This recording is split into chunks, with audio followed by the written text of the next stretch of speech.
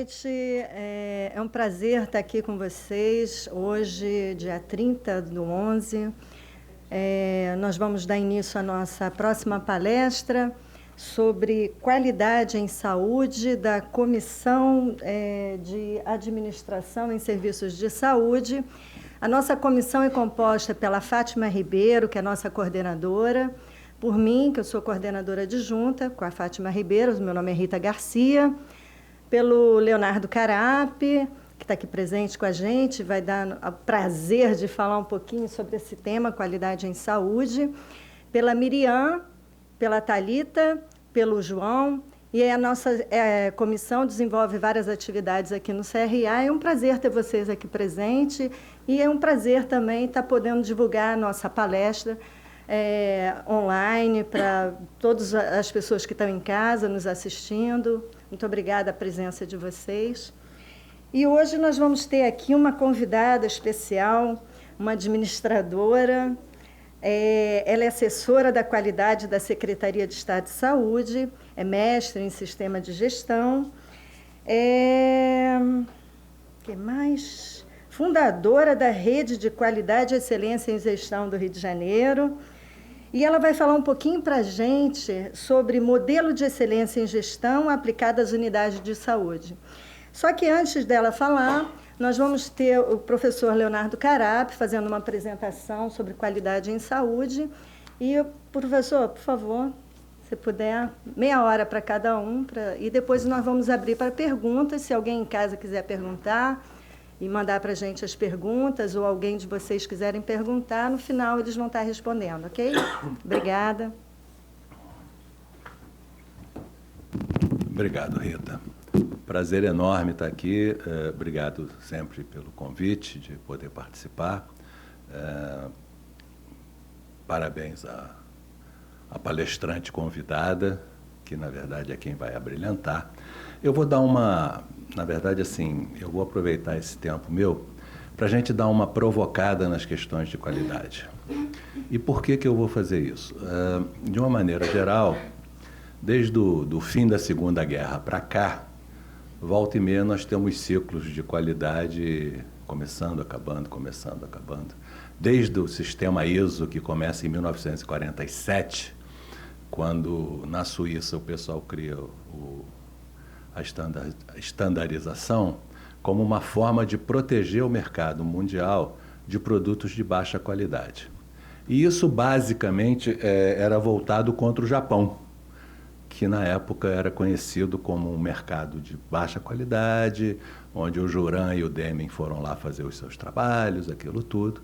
Tanto é que o Japão até hoje tem uma baixa adesão ao sistema ISO, vamos dizer assim, apesar de ser, na indústria mundial, aqui apresenta os menores índices de falha, de defeito, etc, etc. Então a gente vê que existem diversos motivos que fazem programas de qualidade existir. E nós vamos dar uma pincelada justamente para proteger o nosso intelecto e a nossa capacidade de conclusão sobre os motivos que nos levam a entrar nesses meandros. Então, começando,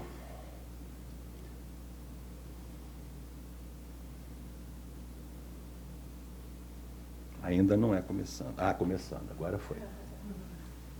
Isso. Essa frase que está aí, que é curar algumas vezes, aliviar quase sempre e consolar sempre, é uma frase que é atribuída em 10 versões diferentes que a gente consegue levantar, mas é uma frase que é atribuída desde Hipócrates até o Adib Jatene. Você pode procurar todas as coisas, você vai ver o Adib Jatene como autor dessa frase, você vai achar o Hipócrates como autor dessa frase. Na verdade, existe um documento mais antigo, e aqui a gente pega, está meio apagadinho, que é o socorro ao doente. Mas que resume muito bem coisas que o pessoal envolvido com a saúde tem que proporcionar ao paciente. E seja ele diretamente ligado à assistência, seja ele alguém que está no back-office. Quando você entra numa organização de saúde, seja ela de atenção à saúde, seja ela de assistência médica hospitalar, seja ela de plano de saúde, seja o que for, a gente tem que ter na nossa cabeça que a gente precisa ter claramente qual é o nosso objeto de trabalho e o que nós estamos fazendo. Com relação à questão da qualidade, da excelência, tem um negócio que é citado, e esse parece que é verdadeiro, porque todos atribuem a Aristóteles, que a perfeição não é um ato isolado, é um hábito. Então, a gente tem a excelência não é um ato, é um hábito, a qualidade não é um ato, é um hábito. Então, o que é forte aqui é que a gente precisa sistematizar tudo que a gente está fazendo para que isso efetivamente gere algum resultado. E aí, aqui eu fui buscar, para ficar bem acadêmico, a definição do verbete hábito. E me chamou muita atenção porque a gente fala assim, desculpe, qualidade não é um ato, é um hábito. Só que as pessoas têm hábitos e hábitos. O hábito pode ser uma coisa boa, o hábito pode ser uma coisa ruim. O que significa, então, que o gestor, o administrador, o formulador de política tem que estar claramente imbuído de entender que hábito é uma ação que se repete com frequência e regularidade. Isso aqui eu copiei ipsis literis do dicionário, ok? Desse dicio.com. Aí ele cita mania. Então eu posso ter mania. De uma maneira geral, do ponto de vista psiquiátrico, nenhuma mania é boa, né? Mas eu posso ter uma mania que seja positiva, mas eu posso ter uma mania que seja negativa. E o comportamento que alguém aprende e repete frequentemente. E aí o exemplo tinha péssimos hábitos. Aí estou pensando o seguinte, eu estou entrando numa organização de muita complexidade, com muitos atores trabalhando distintos, com várias formações, e eles têm os seus hábitos, ou seja, o desafio do... gente, muito obrigado. O desafio do gestor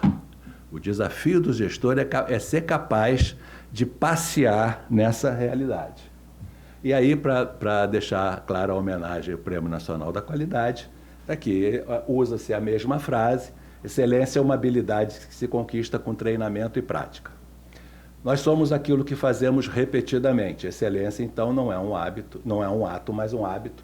E, de novo, está aqui Aristóteles, 350, antes de Cristo. E a gente continua com dificuldade de chegar lá, mas vamos chegar. Se conquista com treinamento e prática, significa que eu tenho que ter capacidade de gerenciar o grupo de pessoas aos quais eu quero fornecer algum tipo de desenvolvimento.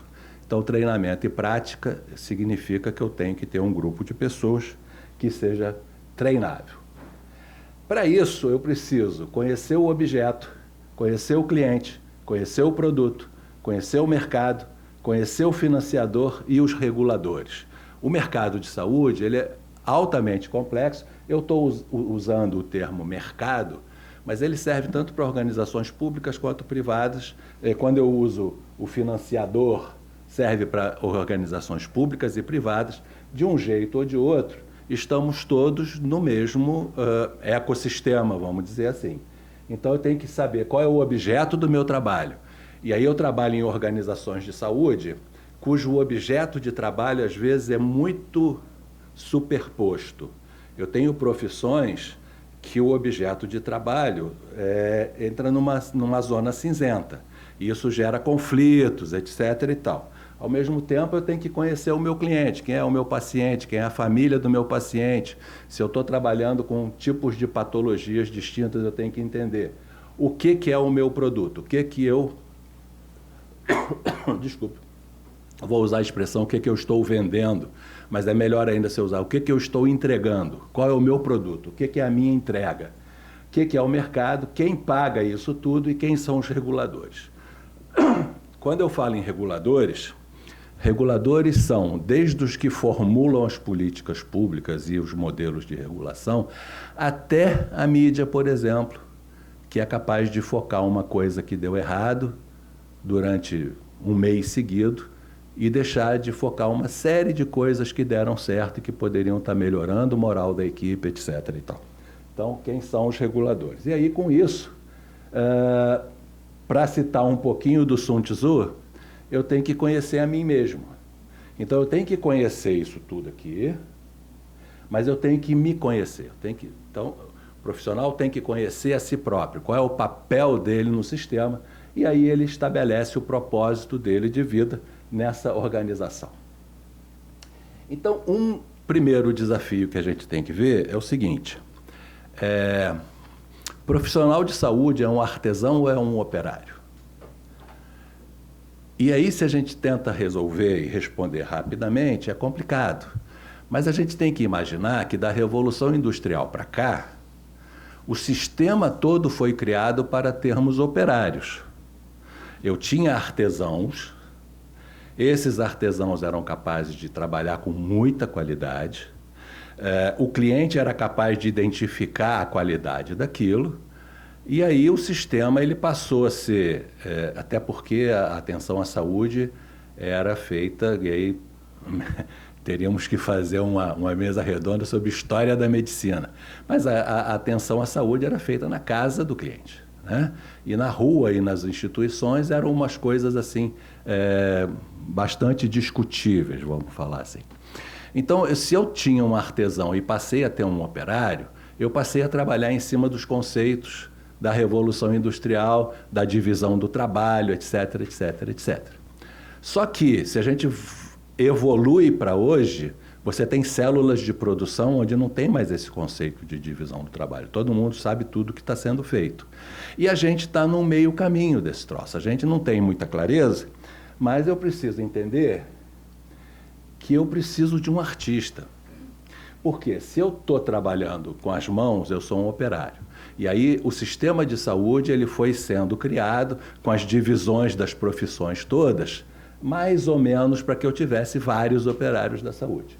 Mas se eu tenho uma pessoa que trabalha com as mãos e com o cérebro, eu tenho um artesão que ele é capaz de pensar, imaginar e discutir o que ele está fazendo com isso, que são os nossos profissionais de saúde de hoje. E se eu tiver, melhor ainda, alguém que trabalhe com a mão, com o cérebro e com o coração, eu tenho o artista, que é exatamente o que eu quero ter dentro do sistema de saúde. E aí, para a gente ter programas de qualidade, que esse programa de qualidade se reverta em qualidade para o paciente, e não só para o paciente, como a gente vai ver, mas para as pessoas que estão trabalhando lá na frente, porque as pessoas têm angústias, as pessoas têm sofrimento, as pessoas sofrem burnout, etc, etc. Eu preciso pensar em 3 coisas. Primeiro, a necessidade de formar times num ambiente criado para operários. Então, eu preciso ter artistas capazes de se organizar em times, e eu preciso, para isso, ter uma capacidade de liderança que consiga vencer essa barreira das diversas profissões que trabalham hoje. Muito fácil, você entra dentro do hospital hoje, você conta 50 profissões diferentes trabalhando. Dessas 50 profissões, muitas delas são autorreguladas, o que significa que elas têm culturas próprias. O profissional chega na organização de saúde com uma cultura estabelecida que ele herdou do grupo dele. E aí, quando ele chega na organização, o grupo está lá para recebê-lo. Então, esse desafio de vencer a barreira é forte. E no final, uma vez você conseguindo enfrentar essas questões, você vai poder estabelecer, ou vai tentar estabelecer uma cultura organizacional própria que possa superar essa heterogeneidade das organizações. Então, assim, são 3 frasezinhas, mas é um negócio muito complicado. Muito complicado, e que a gente batalha, e batalha, e batalha. E algumas batalhas são vencidas, outras nem sempre. Mas a lógica e a nossa filosofia ajuda bastante. Primeira coisa que foi feita para essa questão do treinamento e desenvolvimento e tal, foram essas ferramentas da qualidade, muito simples, e elas foram desenvolvidas para operários. Você vai em qualquer organização, em qualquer indústria, em qualquer fábrica, isso aí pode ser tocado por grupos de operários. Isso significa, então, que eu tenho pelo menos um nível de base que eu consigo ir tocando o que está acontecendo, e isso me diz alguma coisa, porque é muito fácil você ver um profissional dizendo que está salvando vidas. Só que ele está lidando, ele um a um, ele e o paciente. Esse profissional de saúde, quando ele entra numa organização, da complexidade das organizações de saúde, e tem mais 1.000 salvando vidas, ele precisa ter um mínimo de organização. E para isso, você precisa ter algumas coisas. Nesse sentido de você conseguir ultrapassar essas ferramentas básicas de qualidade, para você efetivamente dizer que você está caminhando para uma organização de excelência, você tem 3 coisas a pensar, que é a formação de grupos, como eles se dão, o papel da liderança e a cultura organizacional. Se eu não tenho essas 3 coisas bem mapeadas, bem estabelecidas, que as pessoas conseguem entender o que está acontecendo, eu vou ter modelos mecânicos de qualidade. Eu vou ter grupos capazes de fazer aquelas ferramentas, mas não necessariamente eu sei por quê.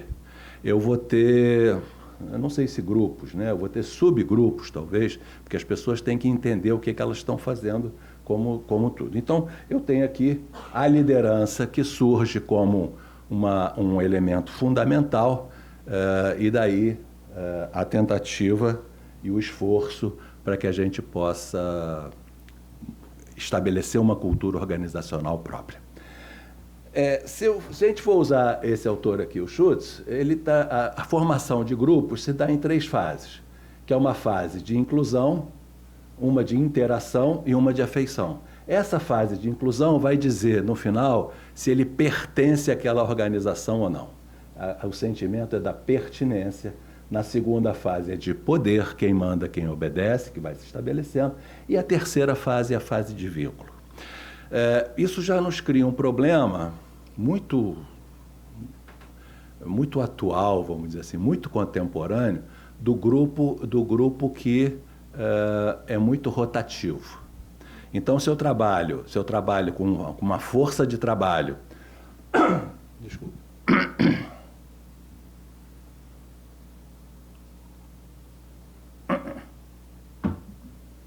Se eu tenho uma força de trabalho que ela é muito rotativa, eu tenho dificuldade de estabelecer essas questões.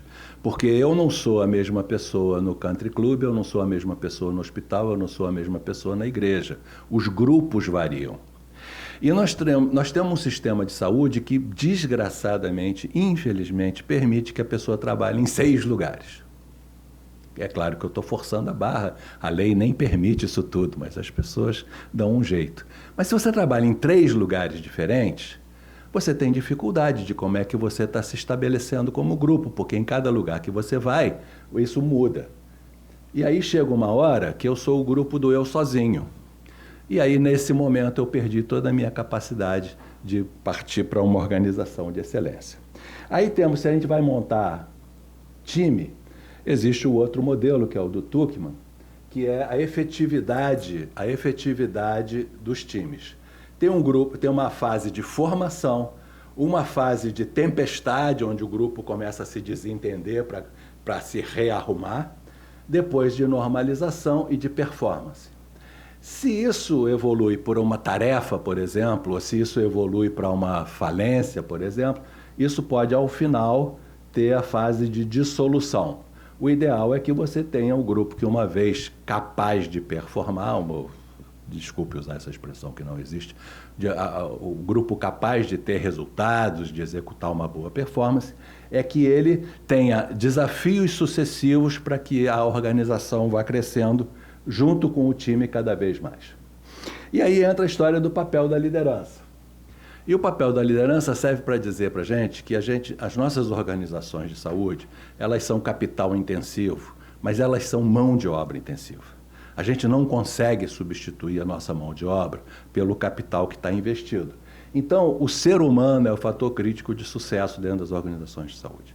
O financiamento você dá jeito, a tecnologia você dá jeito, os equipamentos você dá jeito, mas esse negócio aqui a gente não dá jeito. A gente precisa construir times capazes de formar esse troço. E aí eu preciso de um líder capaz de transformar, que gere responsabilidade e autoridade, porque nas organizações de saúde, a autonomia é a característica marcante. assim, não existe aquele cidadão que chegue eu não vou chamar de líder, porque se ele pensa assim, ele não é um líder. Aquele cidadão que chega em uma organização de saúde e acha que ele vai mandar alguma coisa, nem gritando.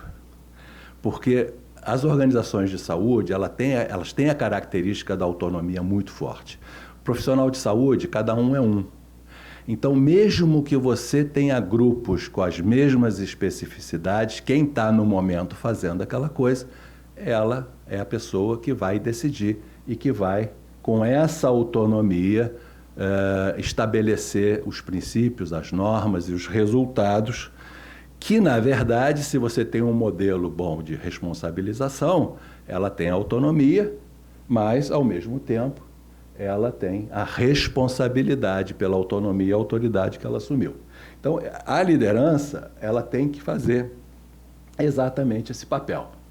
Então, a questão do comanda os outros, etc., isso é uma balela. Eu preciso, cada vez mais, me entender como um líder servidor. Quando você entra como liderança dentro de uma organização de saúde, e quanto mais complexa, pior é, você está ali precisando se justificar todo dia perante o grupo. Você está ali como um facilitador do grupo, você está ali como um catalisador do grupo.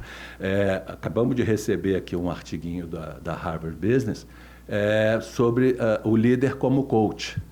Então, assim, a liderança, o papel, além da liderança não ser nada fixo mais, né, são coisas muito conjunturais, mas a liderança, ele é uma pessoa que serve. Ele tem que entender que ele não vai fazer todo mundo feliz. E ele só vai ter colaboradores se ele conseguir convencer que ele é a pessoa certa para levar as ideias e os ideais. Então, é assim, ele é o líder. O Maquiavel tem um pedaço dos escritos dele onde ele fala sobre a dificuldade do transformador. O transformador é um cara que propõe a mudança e ninguém fica feliz. Por que ninguém fica feliz? Porque quem já está estabelecido naquele modelo não quer mudar porque aquilo já está estabelecido, ele não quer ir para a incerteza. Quem teoricamente poderia se beneficiar da mudança proposta, ele é tíbio, ele não, na verdade, ele não é a pessoa que compra a ideia, vamos em frente, porque ele sabe que se falhar, ele está lascado perante o outro grupo. Então, o trabalho mais desafiador da liderança é ser capaz de gerar transformação para o lugar onde as pessoas precisam ir ou para as organizações precisam ir. E aí eu preciso ter uma organização de crescimento mútuo das pessoas e da organização. Então, isso acontece quando o corpo social é capaz de funcionar como um sistema de aprendizagem. Quando eu consigo ter azeitamento suficiente no meu grupo para que ele passe a ser um sistema de aprendizagem, eu aí vou ter aquele time efetivo que está com a performance lá em cima e que vai aprender sempre por conta das novas necessidades, das novas contingências e tal. E aí a aprendizagem é a base. Eu tenho que ter consciência da inadequação. Ou seja, se eu estou na caixinha, bonitinho, eu sempre fiz assim, por que eu vou mudar e tal, eu vou ter dificuldade com a minha organização. Então, ainda no papel da liderança, concretizar a visão através de ações transformadoras. E aí eu vou buscar resultados mensuráveis. Isso significa que eu vou tentar e vou trabalhar e vou insistir para começar a implantar a cultura de avaliação. E por que eu tenho que ter cultura de avaliação? Porque se eu não meço, eu não administro. Então,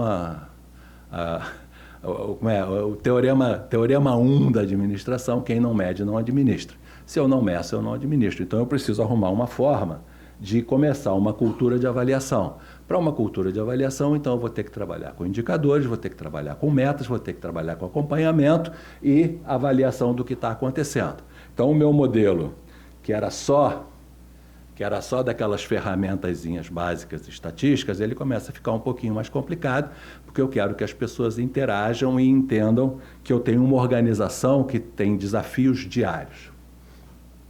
Então, lideranças e times passam por um novo estágio de gestão da qualidade, passam a estabelecer metas e indicadores, e aí eu vou trabalhar com aquelas coisas que eu posso até usar as ferramentas estatísticas, mas eu sei exatamente o que eu estou querendo. É ver a eficiência, eficácia, efetividade, gestão da rotina, gerenciamento das diretrizes, guias de conduta, estrutura, processo, resultado, produtividade, qualidade e custo.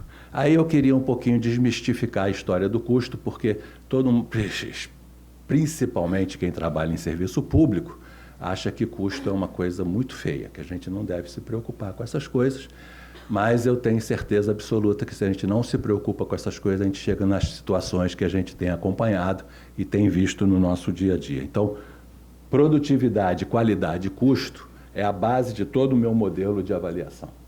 E aí, vamos pensar aqui que eu consegui montar um grupo, esse grupo evoluiu para um time, qualquer coisa assim, eu tenho uma liderança transformadora, que é uma pessoa que sabe o valor do ser humano, e aí como é que eu vou começar os modelos que serão explanados aqui e tal, para que esse grupo possa participar sem que seja uma questão automatizada e mecanizada ou mecanicista. Eu preciso que as pessoas entendam o que está acontecendo. E aí eu lembro aqui do Vicente Falcone, que há 200 anos atrás já falava, quando ele começava a entrar no tempo do Total Quality Management, Total Quality Control e tal, que existem organizações que têm que ficar 6 meses a 1 ano fazendo 5S para que efetivamente eles comecem a entender o que é qualidade, o que é organização e tal. E aí eu lembrei da questão que um bom começo é o 5S. Utilização, organização, limpeza, padronização e disciplina. E aí você começa a ter algumas ferramentas com aprimoramento e sofisticação. E aí eu tenho o PDCA, que como a nossa colega Rita estava falando hoje, tem grupos de proposta de intervenção todo calcado em modelo de planejamento a partir do PDCA. O PDCA é uma ferramenta fabulosa, tem sido meio abandonado, o PDCA vai virando PDSA, SDPA, tal, e vão criando novidades, mas na verdade é o ciclo PDCA. Depois algumas outras coisas onde eu chego até o meu modelo de Six Sigma, Lean, coisas que demandam um amadurecimento da organização.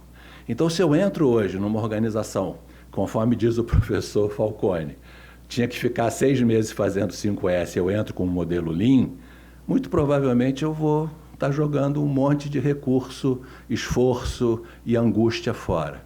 Assim como alguns modelos de acreditação, por exemplo.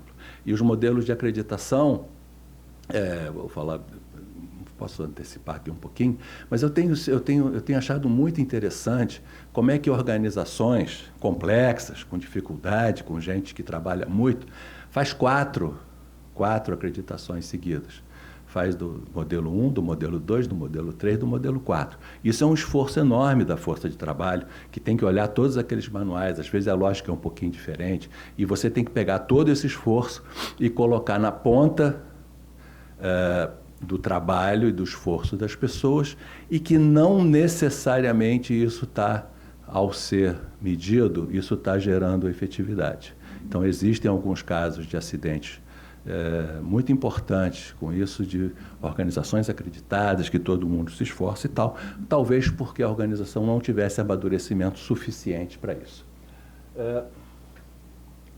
Então, se a gente chega nisso tudo, conforme eu estava falando, ela vai estar pronta para as certificações, acreditações, prêmios, etc. Mas mais do que isso, acho que você vai ter, junto com você, trabalhando junto com você, um corpo vivo, capaz de manter crescimento e desenvolvimento sustentável. Estou esperando aqui a homenagem. Isso. Desenvolvimento sustentável da sua organização com qualidade. E aí, é porque, assim, às vezes o pessoal acaba falando muito em sustentabilidade como uma questão ecológica, mas a sustentabilidade, ela está relacionada à organização e ao seu corpo vivo como um todo. Então, esse crescimento e desenvolvimento sustentável da organização com qualidade e garantia de segurança para os seus pacientes. Então, o que eu estou dizendo é que eu posso ter milhares de certificações. Se a minha organização não está madura o suficiente, eu não sou capaz de gerar segurança para o meu paciente. E a segurança para o paciente hoje é o que está no topo da crista da qualidade. Então, a qualidade e segurança do paciente é o novo ciclo da qualidade, mas que deve obedecer todos esses padrões e critérios que a gente colocou até aqui para que funcione direito. E aqui, para terminar, eu queria botar aqui uma coisa que eu sempre me esforço muito para vender, que a razão desse esforço todo é oferecer a AS como medida de valor. A AS é uma panaceia farmacológica, farmacêutica de 1800 e pouco, que é o ácido acetil salicílico, que serve para muita coisa. Serve para desentupir coronária, serve para prevenir câncer de colo intestinal, serve para um monte de coisa. É uma droga muito, muito interessante. E aqui, nessa gestão da qualidade em saúde, na gestão em saúde de uma maneira geral, cabe um AAS também como medida de valor. E como é que é, do meu ponto de vista? É a garantia de acesso, acolhimento adequado e satisfação, tanto dos pacientes quanto dos profissionais que estão trabalhando. Se a gente consegue minimamente criar indicadores para esse AAS, a gente vai conseguir, então, pensar que eu tenho acesso. Quando eu digo que eu tenho acesso, a gente estava aqui discutindo, eu defendo ele há muitos anos, cara. Nós ainda vamos fazer um índice AS aqui no CRA. Então, quando eu falo de acesso, eu estou falando, a gente estava conversando aqui sobre judicialização do acesso. Eu hoje tenho central de regulação estadual, central de regulação municipal e o acesso por via judicial. Então, eu tenho filas diversas que conflitam entre si, eu não estou garantindo acesso nenhum a ninguém aqui. Por outro lado, quando eu falo também, não é só esse acesso, é o acesso físico também. Vocês já tentaram entrar dentro de hospitais ou dentro de serviços de saúde, se colocando no lugar das pessoas que têm necessidades especiais ou que têm alguma dificuldade? Não é simples. Eu lembro de clínicas de ortopedia que não tinham rampa. Há muitos anos atrás, isso não existe mais, claro. Mas há muitos anos atrás existiam clínicas de ortopedia que não tinham rampa nem elevador. Eu não sei como é que o pessoal levava, tá? Escada acima, pode ser. Não eram clínicas cirúrgicas, mas eram clínicas de ortopedia. Ortopedia, o cara tem pressupostamente uma lesão qualquer que leva ele ali. Pode ser que sim, pode ser que não. Mas acesso físico, acesso à informação. Um monte de hospitais aqui do Rio eu não consigo chegar. Se eu não botar no Waze ou no, sei lá, Google Maps, ou sei lá, estou fazendo propaganda aqui, não sei se pode, mas estou fazendo merchandising. Mas assim, se você não chega. E eu trabalhei num hospital em Niterói que era só para iniciados. Ninguém conseguia achar aquele hospital. Ele era em cima de um morro lá atrás, num Barreto e tal. Hospital do Ministério da Saúde. Então, assim, coisas de acesso que a gente acha, isso aí é bobagem, acesso tranquilo. Não é. Não é nem físico, nem a marcação de consulta. Quando você pega um país que faz uma lei, que o começo do tratamento oncológico não pode passar de 6 meses entre o laudo da histopatologia e a primeira quimioterapia, tem alguma coisa errada. Quando eu estou num sistema de saúde, que eu preciso ter programas de humanização definidos, tem alguma coisa errada. Tem alguma coisa que não está funcionando muito bem. Então, essa é a questão do acesso. E o acolhimento junto, especificamente a questão da humanização. Eu tenho que ter um acolhimento adequado. Acolhimento adequado pressupõe entender as diferenças das pessoas e se colocar, né, no lugar dessas pessoas. O exercício de se colocar no lugar do outro é um exercício muito importante para o profissional de saúde. Seja ele do back-office, seja ele da linha de frente, seja ele dos momentos da verdade, seja ele das formulações. Essa questão de você entender o que cada um precisa é fundamental. E aí eu vou medir satisfação. Satisfação, o Net Promoted Score, que é o que tem mais novo hoje como avaliação de satisfação, já está em discussão e já está sendo substituído, que vem daquelas pesquisas de satisfação de antigamente. Elas foram evoluindo, sempre tem uma tecnologia nova, sempre tem uma publicação nova, sempre tem uma coisa nova, mas é isso, eu tenho que entender a satisfação. Qual é a satisfação que o meu profissional tem de estar trabalhando comigo? Qual é a satisfação que ele tem de se acordar de manhã, sair para trabalhar num ônibus cheio, ou num trem cheio, ou não sei o que lá, e com dificuldade, com um monte de coisa? Qual é a satisfação que o meu cliente tem, o meu paciente ou o familiar do meu paciente? Ele teve acesso? Ele teve acolhimento adequado? Um monte da judicialização é originado pela dificuldade da relação entre o profissional de saúde e os pacientes. O profissional de saúde se sente abandonado, se sente largado, e aí ele vai buscar um caminho que provavelmente poderia ter sido evitado dessa forma. Então, é isso. E aí eu queria deixar o meu agradecimento com essa transformação da lagarta, mostrando que a mudança é difícil no começo, é confusa no meio, mas é linda no final. Muito obrigado. Então, boa noite a todos, né, os presentes e os que estão em casa. Queria dizer que é um prazer dividir esse palco aqui com o professor Leonardo, né? Eu tive a oportunidade de trabalhar com o professor no início lá da minha carreira, né, quando eu saí da universidade. E então, fico feliz de estar aqui lhe ouvindo, viu, professor? E qual é o meu desafio agora? Falar sobre o modelo de excelência em gestão aplicado às unidades de saúde, né? E aí, quando a gente fala da saúde, a gente percebe que a área da saúde ela tem toda uma fragilidade diferenciada, né? Então, precisa, sim, ter todo um esforço, todo um empenho dos profissionais e de todos que estão envolvidos para que a gente consiga efetivamente oferecer um serviço de qualidade. E aí, ouvindo o senhor falar do acolhimento adequado, a gente começa a pensar pelo próprio ciclo do acolher. A gente percebe que, às vezes, os profissionais, eles entendem o acolhimento como simplesmente o acolher, o receber o paciente naquele momento, né? E aí esquece que o acolher, ele é um ciclo contínuo, né?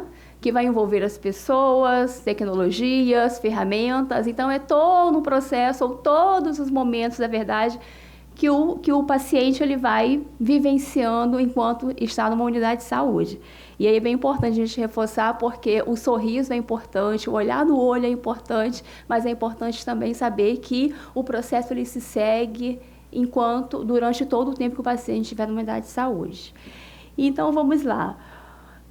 Para falar sobre esse tema, né, na verdade é uma experiência que a gente tem aqui no estado do Rio de Janeiro, aplicando o modelo tanto em unidades de saúde pública como em unidades particulares e unidades militares. Então, para a gente falar, falar um pouco, né, sobre essas questões, eu vou fazer uma contextualização sobre o desafio da busca pela excelência, e aí falar um pouco desse modelo, que modelo é esse que nós estamos trabalhando aqui no estado do Rio.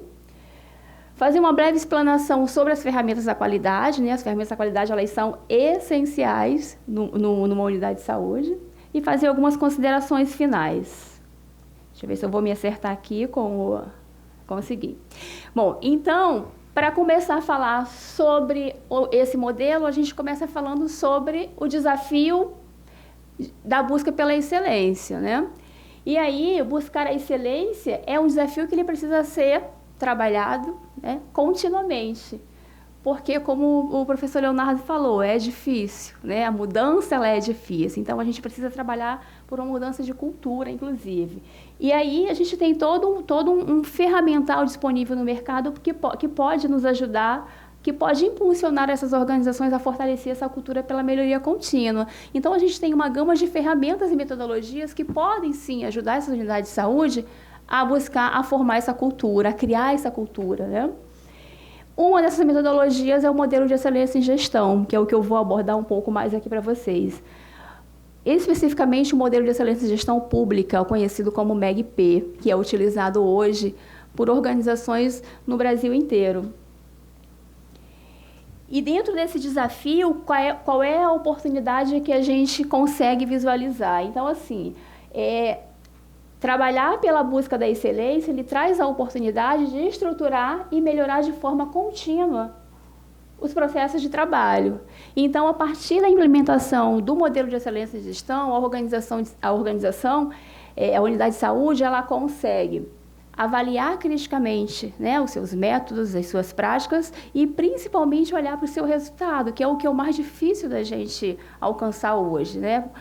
Normalmente, a gente executa, as pessoas executam suas práticas, né, seus processos, mas às vezes esquece de olhar para o resultado que isso tudo está sendo gerado, ou seja, esquece de olhar para a efetividade. E aí, se eu não olho para a efetividade, né, professor, como é que a gente melhora de uma forma efetiva todo o processo? Então, é isso. A implementação do modelo de excelência de gestão, ela requer, né, a elaboração de uma autoavaliação. É o produto principal da implementação do modelo de excelência de gestão, é elaborar uma autoavaliação. O que é essa autoavaliação? A autoavaliação, ela é um diagnóstico interno. A organização, ela, a partir da implementação do modelo, ela faz um diagnóstico onde ela, nesse diagnóstico, descreve as suas práticas de gestão e os seus resultados. E aí tem toda uma lógica pré-estabelecida no modelo para que ela consiga trazer para esse relatório essas práticas e esses resultados. E aí uma questão chave também na implementação desse modelo é a implementação do plano de melhorias, porque nada adianta a gente fazer um diagnóstico, às vezes o diagnóstico mais maravilhoso do mundo, né? Ou seja, conseguiu fazer uma análise de cenário muito bem feita, conseguiu identificar quais são as suas ameaças, quais são as suas oportunidades, mas aí pegou aquilo tudo e botou na gaveta. Então, na implementação do modelo, né, a partir da elaboração da autoavaliação, a organização ela precisa também definir, junto com esse diagnóstico, um plano de melhorias. E ela precisa implementar, porque ela passa a se inserir num ciclo de melhoria contínua, ou seja, um ciclo de autoavaliação continuada. Então, eu preciso hoje identificar quais são os meus problemas, né, principais, definir um plano de melhorias e efetivamente trabalhar para que no próximo ciclo... Obrigada, professor. Para que no próximo ciclo eu consiga efetivamente enxergar essa melhoria que foi pontuada a partir dessas oportunidades. Tá? E aí, aqui no Rio de Janeiro, a gente tem o Núcleo de Qualidade, Excelência e Gestão, eu vou falar mais na frente um pouquinho sobre ele, que é quem conduz, quem orienta e conduz todo esse processo de implementação do modelo aqui no Rio. Na verdade, é o Núcleo de Excelência e Gestão juntamente com o Programa Qualidade Rio. Tá? E aqui eu apresento para vocês um modelo, né? Uma versão anterior do modelo de excelência em gestão, um modelo que ele é preconizado no Brasil pela Fundação Nacional da Qualidade. Hoje já tem uma versão atualizada, né? Então a Fundação Nacional da Qualidade ela fez toda uma transformação no modelo, tem algumas organizações já utilizando. Eu trouxe essa versão porque é uma versão que as unidades de saúde aqui do estado do Rio utilizaram muito e utilizam ainda, tá? Então, por isso que eu trouxe essa versão. E aí, esse modelo, ele é composto por 8 critérios de excelência, que são esse aqui, tá? 8 critérios de excelência. Esses critérios, eles têm por base fundamentos da excelência. Ou seja, os fundamentos, eles são práticas, são métodos trabalhados pelas grandes organizações, pelo mundo, organizações que são consideradas organizações de classe mundial. Então, qual é o diferencial que essas organizações têm hoje para ter o resultado que elas têm? Qual é o diferencial? Então, através, né, de pesquisas, se chegou a esses fundamentos, tá? E aí, o modelo de excelência e gestão, ele vai orientar as organizações rumo à excelência, né? Ou seja, ela inicia a implementação e ela segue dessa caminhada, nesse ciclo de autoavaliação contínua. E isso vai permitir ela identificar o nível de maturidade das suas práticas, ou seja, ela identificar o quanto que as suas práticas elas estão estruturadas. E isso é um trabalho contínuo, né? Aquela coisa de gerando a mudança a cada ano que se faz uma autoavaliação. Voltei. O modelo ele é focado em resultado, né, e orientado para o cidadão, então tem todo um foco voltado para o resultado, exatamente pela lacuna que a gente tem da organização, muitas vezes, não focar o seu resultado, não olhar o resultado que aquilo tudo está gerando. E ainda o modelo ele traz uma preocupação com relação à comparação. Então ele provoca a organização a olhar para fora, a olhar o que essas outras organizações de saúde estão fazendo e comparar com o seu resultado, né? Então isso é bacana porque você acaba buscando um pouco mais essa questão de trabalhar a cultura, de gerar indicadores, né? E busca mobilizar as organizações a padrões elevados de desempenho e qualidade na gestão, porque a partir dessa avaliação, a organização ela precisa identificar quais são os seus padrões, perceber se precisa efetivamente melhorar esses padrões, né? Ou então gerar novos padrões. Então, a implementação do modelo ele gera esse movimento. E como é que esse modelo ele é estruturado, então, né? Primeiro, a gente tem os fundamentos, que são exatamente os conceitos reconhecidos internacionalmente e que se traduzem em práticas ou fatores de desempenho encontrados nas grandes organizações, ou seja, organizações que são consideradas aí organizações líderes de classe mundial. É o que efetivamente essas organizações trabalham. E aí, como expressar esses fundamentos, esses conceitos de uma forma tangível dentro da organização? É criado, então, os requisitos. Então, cada pergunta desse modelo, ele traz ali um conjunto de requisitos que a organização ela precisa identificar e precisa apresentar a partir das suas práticas. Então, os requisitos são exatamente isso, são as características tangíveis, mensuráveis quantitativamente ou qualitativamente, que demonstram os fundamentos. E aí, como inserir esses requisitos numa estrutura capaz de reproduzir de forma lógica a condução do negócio? Então, tem toda uma organização por itens e critérios, que são os agrupamentos de requisitos afins por uma lógica pré-definida. Então, tem-se um instrumento, né, de gestão, e a partir desse instrumento, ele traz um conjunto de perguntas onde a organização, ela olha para esse conjunto de perguntas, identifica os requisitos e apresenta as suas práticas. Só que daí tem toda uma forma de descrever a prática, não é? Não é só ela dizer que ela faz ou que ela não faz, ela precisa dizer o como. Então, o como é a questão-chave. É a partir do como que ela vai conseguir identificar se aquela prática, se aquele método ele é estruturado ou não. Ela vai conseguir identificar o nível de maturidade daquele método. E aí ela começa a promover a melhoria, tá? E é bem bacana porque isso é um trabalho contínuo, é um trabalho que busca o desenvolvimento das pessoas, ou seja, as pessoas precisam sair das suas caixas, né?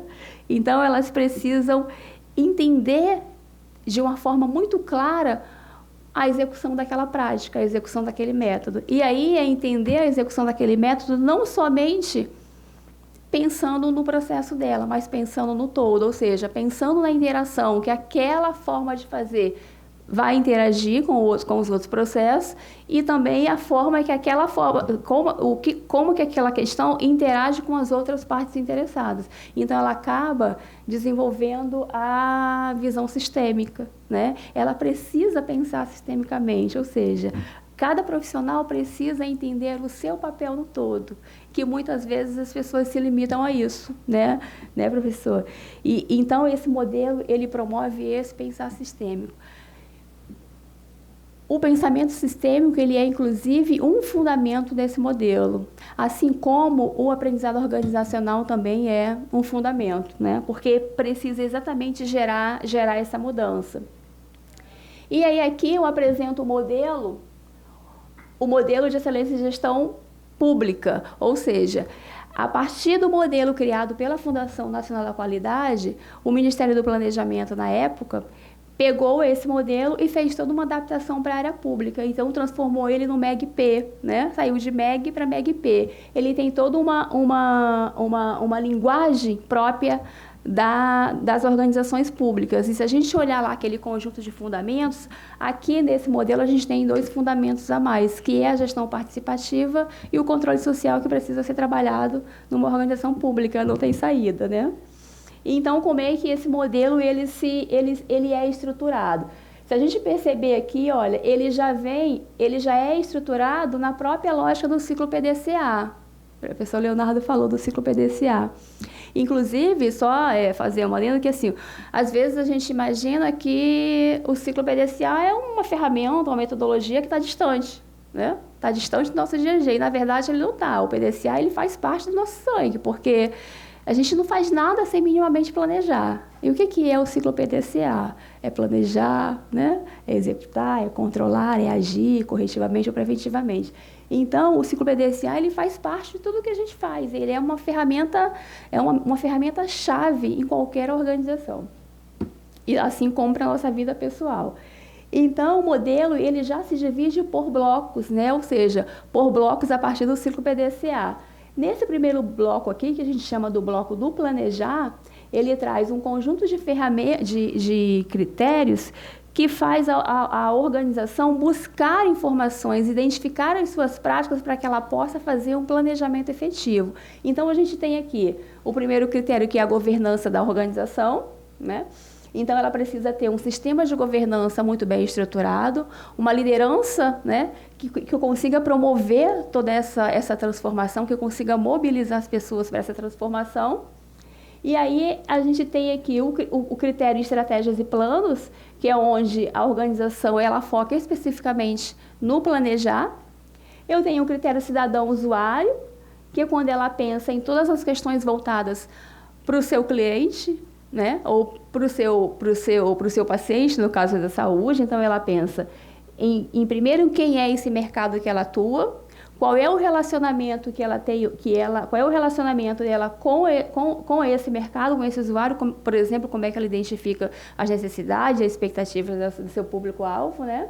E o interesse público e cidadania, que vai focar todas as questões voltadas para a própria para responsabilidade social, responsabilidade ambiental, também para o impacto que o produto dessa organização pode gerar na sociedade, tá? No segundo bloco, a gente tem o bloco que a gente chama do bloco do desenvolver, né? Que é o executar em si. Então, a gente tem o critério processos e o critério pessoas, desculpa, e o critério processo, que vai trazer toda uma preocupação, primeiro voltado para o sistema de trabalho, para a organização do sistema de trabalho, assim como para a capacitação e desenvolvimento das pessoas, né? Que é uma questão chave. Precisa ter estratégias de desenvolver essas pessoas continuamente, né? E todo um conhecimento voltado para os processos da organização. Então, quais são os seus processos principais, quais são os seus processos de apoio, como é que eles são identificados, estruturados e melhorados dentro da sua organização. Então, ele gera todo esse movimento. E aí, a gente tem o critério resultado, que é quando a organização ela precisa mostrar todo o resultado gerado a partir dessas práticas que ela apresentou, ou seja, a partir de tudo que ela faz, né? E a gente tem aqui, no Azinho aqui, que é o A do agir, né, do ciclo PDCA, o critério informação e conhecimento, que é onde ela trabalha toda a parte de sistema de segurança da informação, assim como a parte de compartilhamento das informações. Então, a organização ela precisa, a partir dessa autoavaliação, gerar o seu ciclo PDCA. Mas não só o PDCA, aqui a gente trabalha também o ciclo PDCL, né? Que é o ciclo do aprendizado em si. Então, quando ela quando ela faz a adesão a esse modelo, ela está o tempo inteiro girando esses ciclos.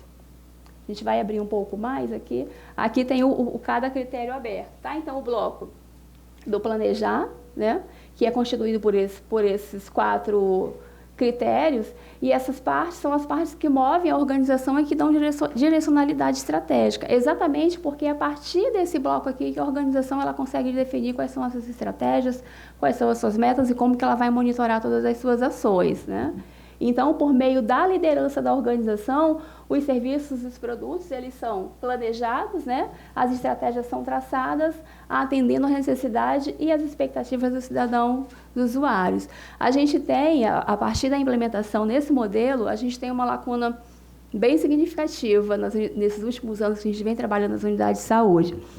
É que, muitas vezes, a organização ela não tem, por exemplo, um método formal de planejamento estratégico. Ela simplesmente vai naquela cultura de apagar incêndio, e aí ela não consegue se planejar para isso. Então, o critério de estratégias e planos desse modelo, ele traz exatamente essa necessidade de se ter um planejamento estratégico.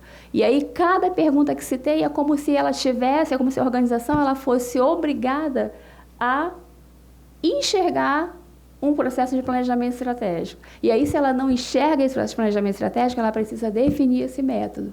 E aí, aos poucos, a cada ano que a organização passa por esse processo de autoavaliação, ela vai estruturando essa prática de planejar estratégico. Aí o planejamento estratégico é o ponto de partida, né? Se ela consegue ter um planejamento estratégico efetivo, né? Obviamente com a participação de todas as partes que precisam estar inseridas, ela consegue cumprir com muito mais facilidade aí o seu resultado. Tá. E aí no bloco do execução, né, do ciclo PDCA, o critério processos, nesse critério especificamente, a organização ela trabalha muito forte, primeiro, a forma que ela vai organizar a sua estrutura de trabalho, ou seja, olhar para as competências, né? Colocar as pessoas certas no lugar certo e estar atento a essas mudanças que ela precisa fazer. E aí, depois que ela consegue estruturar, ou seja, que ela consegue, a partir da autoavaliação, enxergar como que ela trabalha a sua organização de trabalho, né? Considerando as competências que ela precisa desenvolver nas pessoas no geral, ela precisa ter todo um método de desenvolver essas pessoas. Então, a prática aqui parte do desenvolvimento das pessoas. O que essa organização de saúde hoje ela faz para desenvolver as pessoas? Vai desenvolver continuamente. Como é que ela identifica as necessidades e as expectativas das pessoas, né? A gente percebe uma lacuna que a gente percebe muito nas autoavaliações que são feitas, é que muitas vezes a organização ela não tem um plano de capacitação adequado ali ao perfil das pessoas que conduzem ali o processo da sua unidade. E aí, ela precisa ter essa visão de que eu preciso identificar quais são as competências básicas para trabalhar as pessoas e eu preciso ter minimamente um plano para trabalhar durante o ano com essas pessoas, né? Um outro ponto-chave também no critério pessoas é a questão da qualidade de vida. Então, como que a organização ela promove a qualidade de vida das pessoas? Quais são as práticas que ela tem que promovem essa qualidade de vida? E aí a gente observa que, às vezes, a organização ela faz ações simples, né, que pode contribuir para a qualidade de vida, mas muitas vezes ela não consegue enxergar o impacto disso tudo na sua estrutura. Então, o critério pessoas, ele traz todo um detalhamento de práticas voltado para todo esse desenvolver das pessoas, né, alinhado aí ao seu perfil.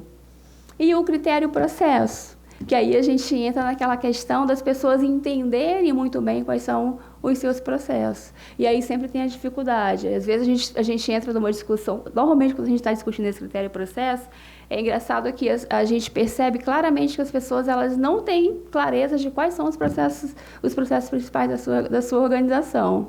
E aí, se não sabe quais são os processos principais, como é que atua de uma forma efetiva? Então, uma das perguntas do modelo dessa autoavaliação é como é que são identificados os seus processos? Quais são os seus processos principais? Como é que eles são avaliados e como é que eles são melhorados? Então, ele acaba trazendo toda uma responsabilidade de se fazer um mapeamento de processo, né? De se fazer todo esse alinhamento.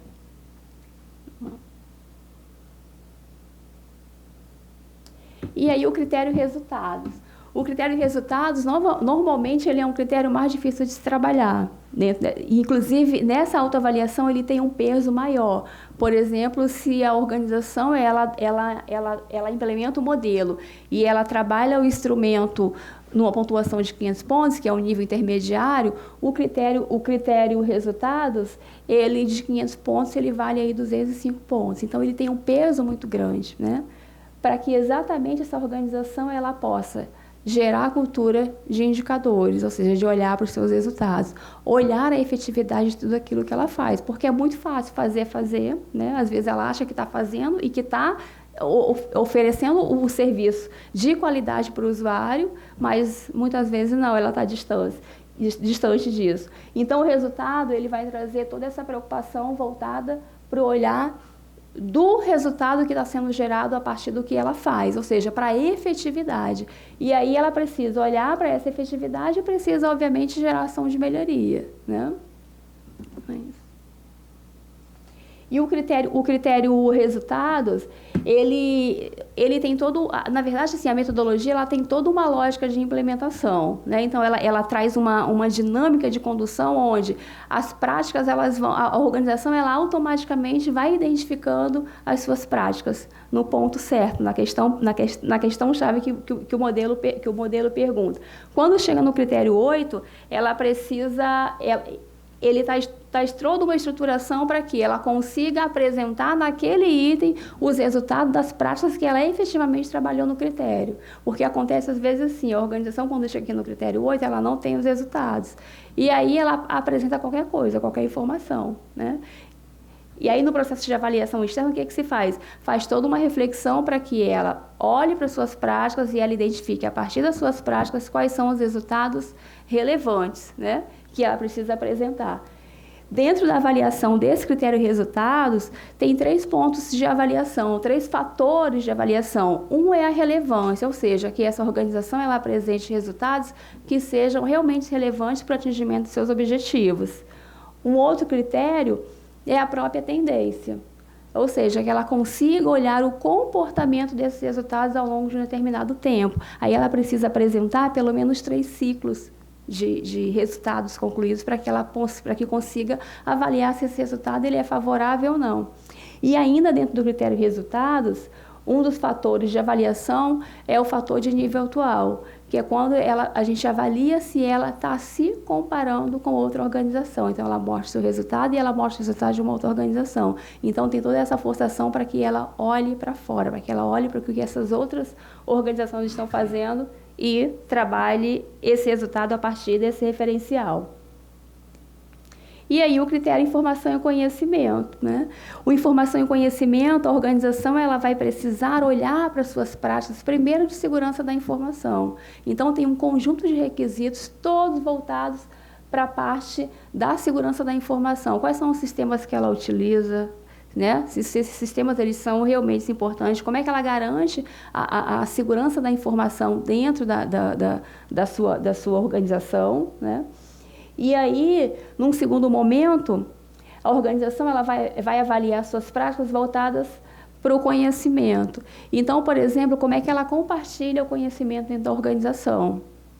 Quais são as práticas que ela possui hoje para compartilhar esse conhecimento, né? Como é que ela gera esse conhecimento entre as pessoas? Porque é comum, por exemplo, as organizações, as pessoas elas buscam várias capacitações, às vezes pessoas que fazem doutorado, mestrado, ou diversos outros eventos que participam, onde são tratados temas importantes para o desenvolvimento daquela organização, e aí o profissional ele vai para esse fórum, mas ele não aplica aquilo na organização, ou seja, ele não traz o conhecimento, ele simplesmente foi, né? Então, o critério de informação e conhecimento, ele traz essa preocupação de que como é que a gente trabalha esse conhecimento, como é que as pessoas buscam conhecimento e como é que a gente consegue compartilhar esse conhecimento na organização, internamente, né?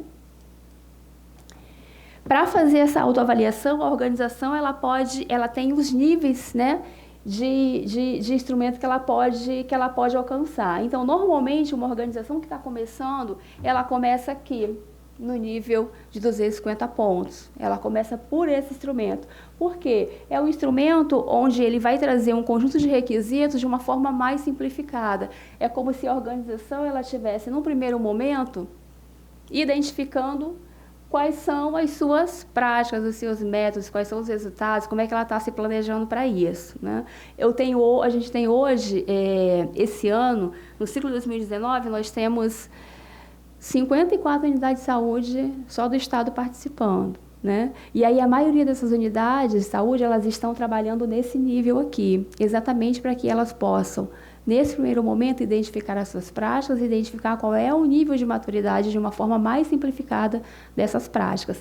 Aqui no nível de 250 pontos, ela precisa também apresentar os resultados, né? Então, ela precisa cumprir com todo os requisitos importantes para apresentar resultados. Mas aqui nesse nível não tem a obrigatoriedade de se trabalhar o referencial comparativo. Obviamente a gente incentiva, mas no momento da avaliação nesse nível, ela não é obrigada a apresentar o referencial comparativo.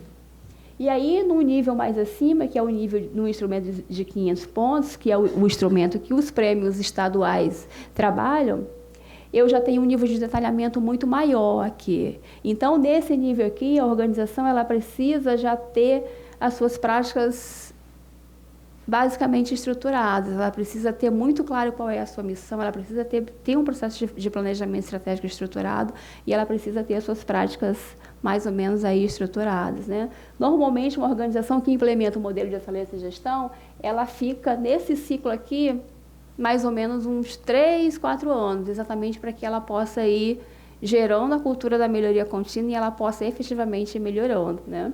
Então, ela fica nesse nível aqui. Nós temos, aqui no estado do Rio de Janeiro, nós temos unidades de saúde já trabalhando nos 3 níveis. A gente tem exemplo de unidades que, inclusive, já conseguiram alcançar a pontuação máxima aqui no instrumento de 1000 pontos. Né? Lá atrás a gente conseguiu isso. Mas aí, conseguiu, não foi assim do dia para a noite, né? Foram anos de trabalho para que ela conseguisse esse resultado. E aí o instrumento de 1000 pontos é para as organizações que já estão no nível muito avançado, ou seja, elas já têm as suas práticas muito bem estruturadas, elas já têm basicamente a cultura da melhoria ali implementada, né? A gente pode dizer que ela é uma organização de excelência, né? Quando a gente fala que é uma organização de excelência, a gente entende que ela é uma organização de excelência porque ela está efetivamente buscando essa melhoria contínua, né? Não é porque ela é a melhor, é porque ela está nessa caminhada. Às vezes a gente confunde, é excelente, então é tudo muito bom. Não, não é muito bom, não. É bom, mas está buscando melhorar sempre. Então, quem está nesse nível aqui é quem já conseguiu, de alguma forma, se estruturar de uma forma muito adequada. Opa, passei. E aqui são algumas questões importantes que precisam ser consideradas, independente do nível que essa organização está participando aí está fazendo a sua autoavaliação. Primeiro é o compromisso da alta administração, né? A qualidade, ela só vai acontecer, o resultado, ele só vai vir se tiver a alta administração ali junto, presente. E aí o que acontece às vezes? O gestor da organização, ele diz, eu quero aderir a esse modelo, eu quero implementar o modelo de excelência de gestão na minha unidade, mas ele só diz que quer, ele não faz junto, né? Ele até monta uma equipe maravilhosa, né? Consegue pegar pessoas chaves, mas aí ele não participa. E aí, se ele não participa, né, vai dar problema.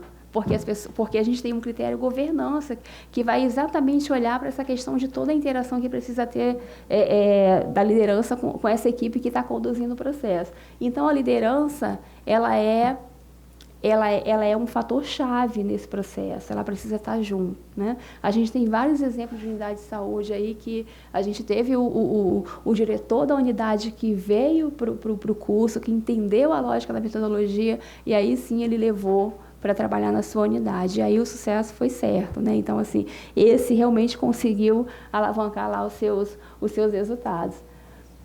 Um outro fator importante é a própria capacitação dos facilitadores. Então, quando a unidade de saúde ela adere ao modelo, ela precisa, primeiramente, definir o grupo que vai conduzir todo esse processo, né? E aí esse grupo ele precisa ser composto por pessoas das diversas áreas da organização, né? Pessoas que tenham bom acesso, pessoas que conheçam de uma forma diferenciada os processos da organização, e esse grupo vai conduzir. Então, esse grupo ele precisa ser capacitado em todas essas ferramentas, porque é esse grupo que vai disseminar e que vai internalizar esse modelo na organização. E a autoavaliação, ela é um documento que ele não é um relatório que ele não tem como fazer sozinho, não tem como o diretor da unidade fazer sozinho, não tem como o assessor de planejamento fazer sozinho. Por quê? Porque a autoavaliação, ela é composta por práticas, pelas práticas das organizações. Então, quem é que conhece as práticas de uma forma mais clara? Quem operacionaliza. Então, quem está na ponta precisa participar desse processo. E aí, essa capacitação desse grupo aqui, ela é fundamental para que essas pessoas, elas, na hora de levantar essas práticas, na hora de entender essas práticas, quando ela vai buscar isso para o profissional que está na ponta, se ela tem a clareza do objetivo da organização, da metodologia, ela vai conseguir essa informação com muito mais facilidade, né? E as pessoas vão ficar felizes, vão se sentir pertencentes do processo, né? Porque, às vezes, o que acontece na prática? O grupo, eles só vai lá na área e diz assim, ó, eu preciso que você me diga como é que você faz isso, porque eu tenho que responder essa questão. E aí perde todo o sentido, né? Porque a pessoa que operacionaliza, ela precisa entender o porquê daquilo, o porquê que nesse momento é importante a gente identificar, a gente entender como é que ela trabalha aquela prática, né? Porque é ela que vai poder identificar a melhoria. A partir da descrição que ela faz, que a pessoa que operacionaliza faz, que o profissional que operacionaliza faz, ele junto com quem está conduzindo identifica a oportunidade de melhoria e melhora o processo. A autoavaliação propriamente dita, feita de forma compartilhada. Então, a autoavaliação, ela não é da direção do hospital, da unidade, ela é da organização como um todo, ela compõe, ela traz prática da organização como um todo, então ela precisa ser compartilhada. E aí, no desenvolvimento desse trabalho, eu tenho a fase de formação do grupo condutor, eu tenho uma fase de fazer essas trocas do grupo condutor entre os profissionais da ponta, e eu tenho uma fase de fazer toda a validação do processo, com os profissionais e com a liderança, né? Até porque, depois que ela termina toda essa autoavaliação, ela pode submeter a uma certificação externa, por exemplo, a avaliação do próprio Prêmio Qualidade de Rio, né? E aí, a avaliação do Prêmio Qualidade de Rio, ela tem, se ela vai para esse processo de certificação externa, ela vai ter uma visita de avaliação, uma auditoria, digamos assim, uma auditoria de uma forma mais simplificada, mas ela tem uma avaliação.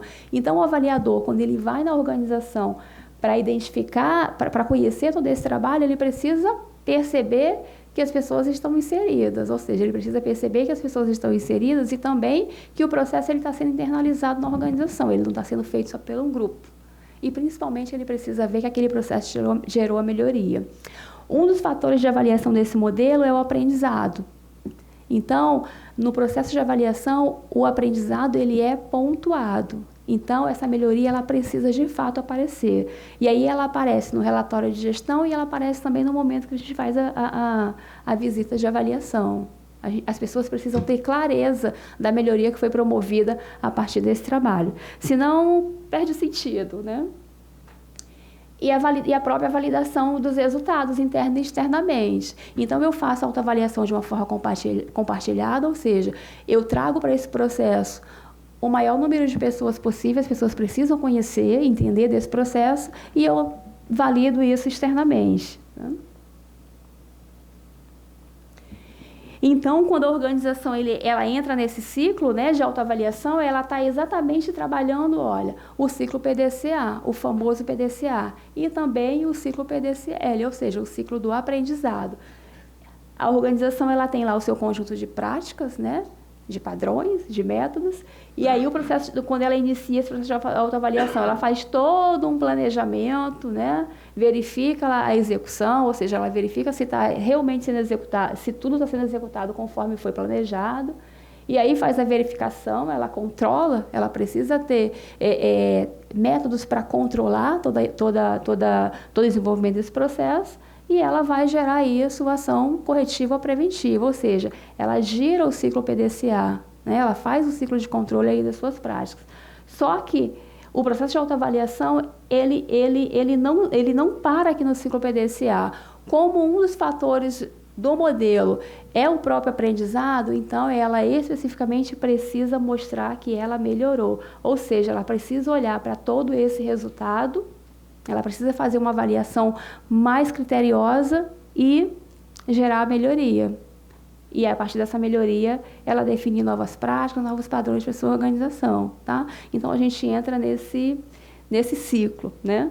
Às vezes a gente imagina, mas os ciclos eles são bem parecidos, o controle e o aprendizado, mas dá para diferenciar muito claro, porque no aprendizado eu tenho uma avaliação mais criteriosa, ou seja, eu tenho um questionamento a mais e eu preciso transformar isso em padrões, em práticas, tá? Então, é muito claro a implementação desses 2 ciclos, quando a organização ela implementa esse modelo de uma forma efetiva, né? Porque ela pode dizer que ela quer implementar e implementar de qualquer jeito, né? Mas se ela implementa seguindo a dinâmica que o modelo traz, ela certamente vai conseguir resultados melhores aí. E essa autoavaliação, ela requer a elaboração de um plano de melhorias. Até 2 anos atrás, assim, a organização ela podia fazer a autoavaliação e o plano de melhorias ela fazia depois, ou seja, depois da visita, depois da avaliação externa. E esse depois ia ficando. Então, nesse novo modelo, a gente identifica que ela precisa entregar a sua autoavaliação junto com o plano de melhorias. Porque conforme ela vai descrevendo as suas práticas, a partir de cada critério, de cada requisito que ela precisa atender, ao mesmo tempo que ela responde, ela já pontua a oportunidade. E essa oportunidade, ela pode pontuar para cada item do instrumento. E aí, no final de cada critério, o que ela faz? Ela olha para aquele conjunto de oportunidades, e aí ela precisa priorizar, ou seja, ela precisa trazer aí uma ferramenta de qualidade, uma matriz Gucci ou a própria Basico, e ela vai priorizar aquele conjunto de oportunidades que ela identificou, para daí sim ela gerar o plano, porque não adianta ela pegar tudo que ela identificou como oportunidade e trazer para o plano, porque não vai trabalhar. Vai ser fake, não vai trabalhar, é isso que acontece. Então, quando ela termina a autoavaliação, ela fecha o plano de melhorias, a organização fecha o plano de melhorias, mas fecha o plano de melhorias com o que ela efetivamente vai poder trabalhar no primeiro momento, ou seja, com as prioridades. Tá? A elaboração do plano de melhorias, ela é a principal finalidade do processo de avaliação. Não faz sentido nenhum fazer uma autoavaliação se a gente não for melhorar o processo. Tá? E hoje, a gente tem percebido que as organizações elas estão trabalhando de uma forma mais efetiva a implementação dessas melhorias. Acho que hoje isso já está muito, muito claro, né, para as unidades que estão participando desse processo. E o plano de melhorias é isso, é um instrumento de gestão constituído por metas e ações. Então, o plano de melhorias ele precisa vir junto. Na hora que ela define qual é a ação que ela vai implementar, ela precisa também definir quais são as metas, né? Ou seja, em que tempo e quanto que ela vai precisar atingir aquilo. Assim como ela precisa também definir o indicador. Então, é um plano de melhoria fechado mesmo. E aí, a gente dá a sugestão, né?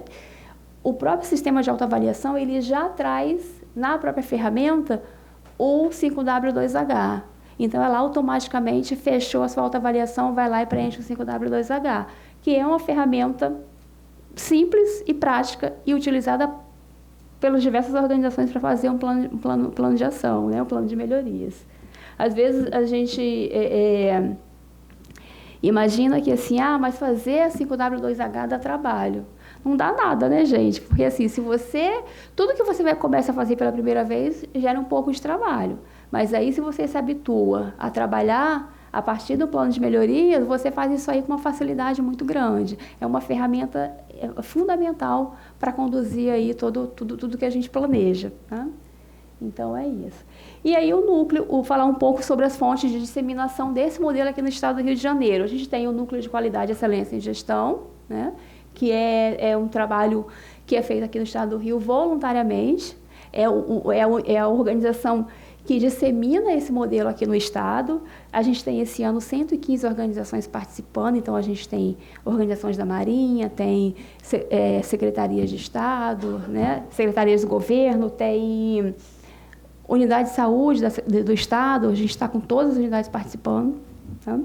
E aí, qual é a missão do núcleo? Promover a gestão pública orientada para resultado, visando a melhoria da qualidade dos serviços públicos prestados ao cidadão e aumentando a competitividade do estado do Rio de Janeiro, né?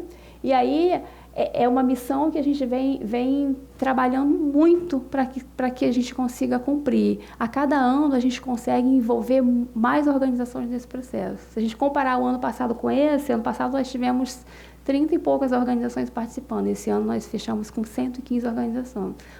Então, o movimento ele é importante e o movimento está crescendo no estado do Rio, assim como em outros estados também que atuam nesse mesmo processo.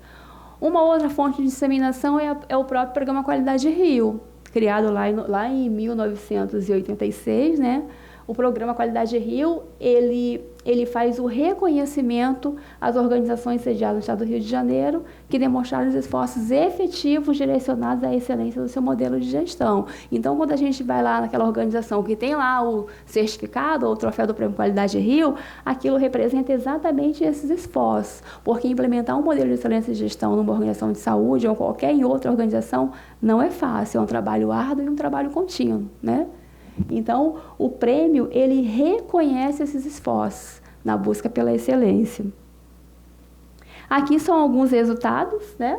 Os resultados que nós atingimos esse ano agora. Então, 115 organizações adesas ao programa. Já capacitamos mais de 1.000 pessoas nesse processo, né? E aqui o índice de satisfação que a gente faz sempre com as capacitações que a gente realiza. São 3 capacitações básicas que as organizações fazem. Modelo de excelência de gestão, para entender o conceito, uma capacitação para entender como elaborar essa autoavaliação e uma capacitação para entender como é que é o processo de avaliação. Aí aqui só a evidência de algumas capacitações realizadas, né? Muita gente aí envolvida. E o Programa de Excelência em Gestão da SES também é uma outra fonte de disseminação desse modelo. O programa ele foi criado em 2007, e ele tem por objetivo principal qualificar a gestão da SES utilizando metodologias e ferramentas de gestão pela qualidade. E aí nós adotamos inicialmente o programa de acreditação internacional, né? A gente trabalhou em algumas unidades, a preparação de alguns hospitais no processo de acreditação e o modelo de excelência de gestão em si. Então, são as 2 ferramentas básicas que a SES, que a Secretaria de Estado adotou para implementar esses programas de qualidade nas unidades. Ele é voluntário, tá? A adesão ela é voluntária. Nenhuma unidade ela é obrigada a participar, exatamente porque não dá para ser obrigado, né? Tem que ter um querer da gestão daquela organização e participar. Mas, graças a Deus, a gente tem tido avanços importantes aí nessa caminhada, né? Muitos resultados aí importantes, mas assim, resultados importantes, mas que não são suficientes, né? Porque a saúde, a gente precisa estar continuamente buscando essa melhoria, né? E aí, falando sobre as ferramentas, né, e metodologia da qualidade, eu queria deixar essa reflexão aqui para a gente pensar de que as ferramentas, a gente tem aí diversas ferramentas no mercado. E essas ferramentas, elas são, às vezes a gente imagina que a ferramenta eu utilizo ela só no meu ambiente de trabalho. E ao contrário, muitas ferramentas a gente pode aplicar elas na nossa vida. A gente tem um foco muito grande lá no programa, onde a gente trabalha a capacitação dessas ferramentas, mas primeiramente pensando em fazer as pessoas perceberem a importância das ferramentas para a sua vida pessoal e aí para a sua vida profissional, porque se ela entende a importância das ferramentas, ela certamente vai desenvolver um trabalho muito melhor na sua organização. Então, eu só deixo aí a reflexão para a gente pensar qual é o impacto dessas ferramentas hoje na nossa vida, né? Tá? E não importa quantos recursos você tem, né? Se você não sabe como usá-los, nunca será suficiente. Então, as ferramentas são diversas. A gente precisa identificar qual é a ferramenta que mais se adapta àquela unidade de saúde que a gente trabalha e aí sim a gente focar todo um trabalho voltado para a ferramenta. O professor Leonardo apresentou várias ferramentas que são assim chaves do processo para uma unidade de saúde. Quando a gente fala, por exemplo, na segurança do paciente, que é um tema extremamente importante na saúde, né? E é um tema que não é só de hospital, é um tema de todo mundo, porque todo mundo precisa dessa segurança. Então, a utilização das ferramentas de qualidade para a segurança do paciente, elas são fundamentais. Difícil fazer a segurança sem utilizar a ferramenta, né, professor? É difícil. Então, elas estão aí, mas a gente precisa entender exatamente qual é a importância e qual é a relevância que cada uma tem, considerando o perfil da nossa organização. E aí, finalizando, a Rita está me impressionando aqui, né, Rita? Melhorar a qualidade no sistema de saúde é possível, é sim, né, gente? Desde que os problemas eles sejam avaliados e encarados de uma forma sistêmica. É cada um entender qual é o seu papel e cada um saber, a partir da sua ação simples que seja, saber qual é a importância do seu papel e aprimorar, né? E aí, nisso, a gente certamente vai conseguir melhores resultados e vai conseguir levar aí uma saúde de qualidade para nós, para todos, né? E aí, qualidade é responsabilidade de todos, né? Nós somos responsáveis por essa qualidade. Queria divulgar aqui a minha rede, né? Rede de Qualidade, Excelência e Gestão. Através dessa rede, a gente faz toda a divulgação, primeiro de conceitos, ferramentas e também do trabalho que a gente faz aqui no estado do Rio de Janeiro. Então, queria deixar aí, quem tiver o interesse de conhecer, pode curtir lá, se gostar, compartilha, né? Vai gostar, com certeza, porque é feito de coração mesmo. E aí, finalizando, nenhum de nós é tão bom quanto todos nós juntos, né? Minha gratidão aí pelo trabalho da comissão, por todo o incentivo que a Comissão de Saúde CRA vem fazendo e vem contribuindo para a melhoria da qualidade na saúde aqui no estado, viu? Muito obrigada. Gente, parabéns pelas palestras, adorei. Vocês aprenderam bastante, com certeza, né? Eu também, aprendi muito com vocês dois. Vocês são excelentes, adorei. E agora alguma pergunta? Vocês têm alguma pergunta? A nossa coordenadora está participando online aqui, né?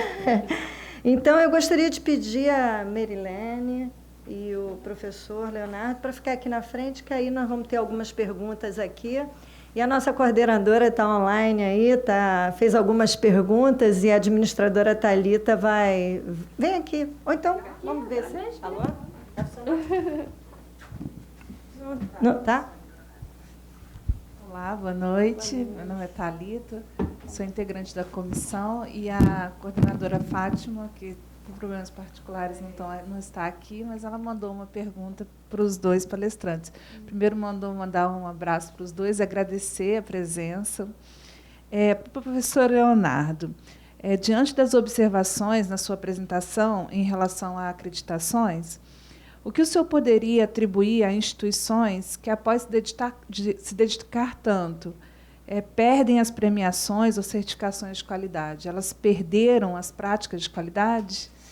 E para a Merilene, o Plano de Excelência em Gestão abrange várias organizações de características diferentes e tem tudo a ver com os princípios de administração.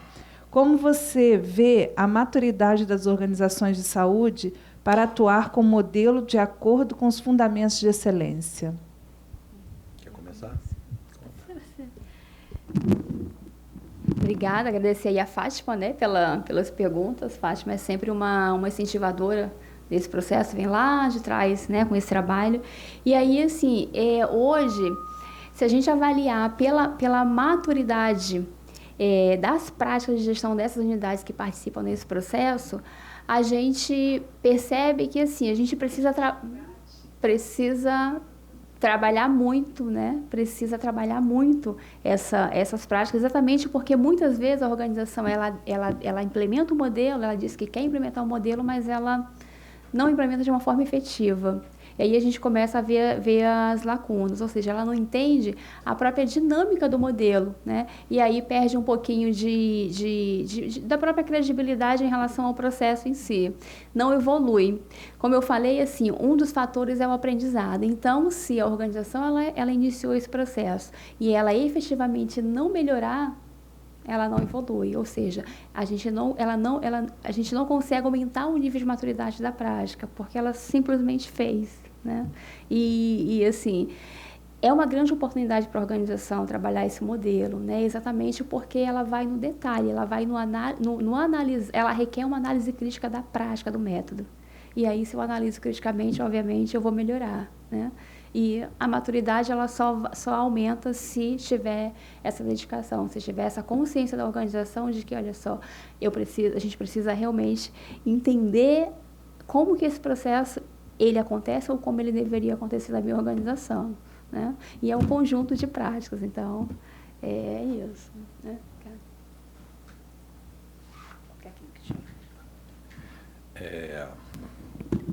Muito interessante a pergunta da Fátima, né, para variar.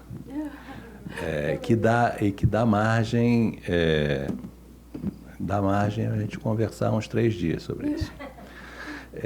Mas eu achei muito legal, fiquei feliz com a pergunta, porque eu estava falando logo no comecinho do modelo japonês, que sempre se manifestou à parte, ou ficou à parte do modelo ISO, e acabou sendo uma concentradora de empresas de classe mundial com índices de defeito e de refúgio baixíssimos, sem nenhum tipo de certificação ISO, por exemplo. Então, a pergunta, para só ver se eu entendi direito, é como é que eu interpreto organizações de saúde que tinham acreditação e perderam. E aí, perderam é uma expressão forte, porque elas podem ter desistido. O grande elemento da acreditação é trazer o processo para dentro da agenda das organizações, seja dos dirigentes, seja dos profissionais.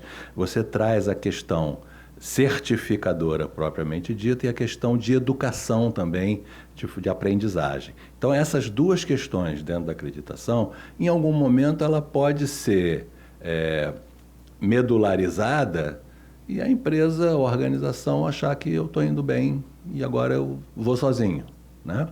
Um modelo que faz, um pressuposto que faz as empresas perseguirem a acreditação é que isso é uma demonstração num mercado imperfeito, onde as informações não são claras para o consumidor, para os financiadores e para os compradores, se essa organização é boa ou ruim. Então eu apresento um selo, ou um selo, um prêmio de qualidade, ou um selo de certificação, ou um selo de acreditação, e digo assim, olha como é que eu sou legal.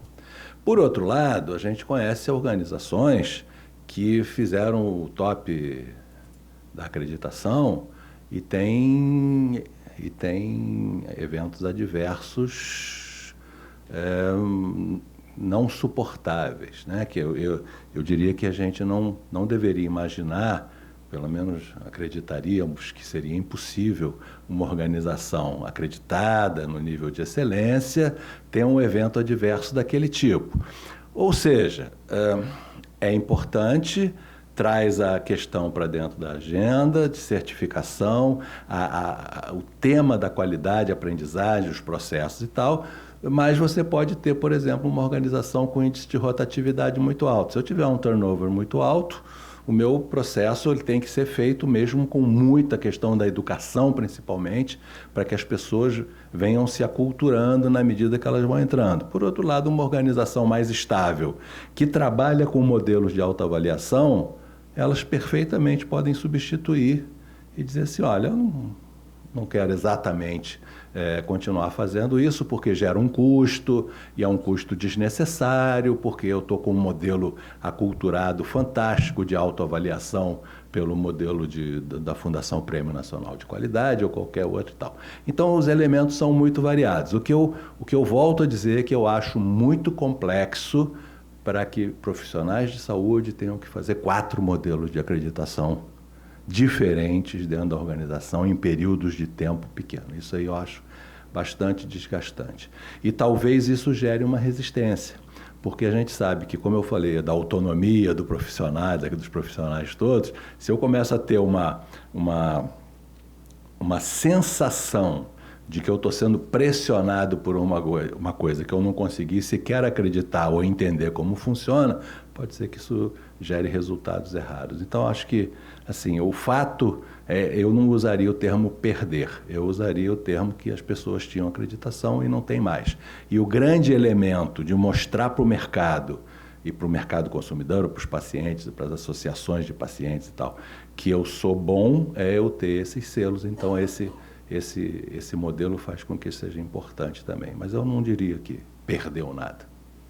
Avaliações de qualidade para instituições, ela acaba sendo um pouco cara, vamos ser bem diretos, tá? E nem sempre instituições de saúde municipais de rede privada têm como arcar com esse valor. Existe alguma pretensão estadual para que seja feita uma avaliação de qualidade para essas instituições que não têm como arcar com uma avaliação nacional ou internacional? Tá ligado, né? Então, O processo de autoavaliação conduzido aqui no Estado, ele é voluntário. A capacitação ela é voluntária, a orientação ela é toda voluntária, é 0800. Mas seria voltado para Para a instituições... autoavaliação da gestão, para as organizações públicas. Mas instituições Qualquer. privadas teriam alguma pretensão de montar uma avaliação de qualidade para essas instituições? Então, o modelo de avaliação ele também pode ser implementado de graça para as organizações privadas também. Tá? Ele é para qualquer organização do Estado, porque assim, o modelo ele não é focado só na saúde, ele pode ser implementado, ele é adaptável a qualquer tipo de negócio. Né? A gente acaba tendo um número maior de saúde, porque a saúde do Estado ela tem o programa, que é o programa qual eu coordeno. Então, a gente tem um número maior de unidades de saúde do Estado, mas qualquer organização pode participar. Tá? A gente faz anualmente o lançamento, normalmente é no mês de março, mais tardar mês de abril a gente faz o lançamento, e aí, a partir daí, começa toda a parte de capacitação, tem um cronograma a seguir. Tá? Excelente. Mais alguma pergunta? Eu acho interessante que a gente fale em custo da qualidade, como se o custo da qualidade fosse um custo muito elevado, quando, na realidade, o custo da má qualidade é muito mais elevado. Né? Quanto custa a má qualidade? Às vezes, a gente não consegue nem calcular. Né?